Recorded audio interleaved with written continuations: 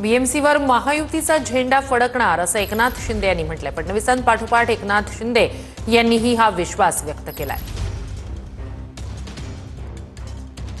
जे गेल्या अनेक वर्ष मध्ये या मुंबई महापालिकेमध्ये ज्यांनी सत्ता राबवली आणि मुंबई ही सोन्याची अंडी देणारी कोंबडी म्हणूनच पाहिलं आणि मुंबईचा फक्त स्वतःच्या स्वार्थासाठी वापर केला, त्यामुळे मुंबईकर या निवडणुकीमध्ये काम करणाऱ्या, विकास करणाऱ्या लोकांच्या पाठीशी उभे राहतील, महायुतीच्या पाठीशी उभे राहतील आणि म्हणून महायुतीचं काम पाहून महायुतीचा भगवा झेंडा मुंबई महापालिकेवर फडकेल याबद्दल माझ्या मनामध्ये शंका नाही। सर, इतिहास जे लोक आज वोट चोरी, निवडणूक आयोगावर आरोप करतायत, ईव्हीएमवर आरोप करतायत आणि आम्हाला आमच्यावर वोट चोरीचा आरोप करतायत, त्यांना मुख्यमंत्री महोदयांनी उत्तर बरोबर दिलेलं आहे।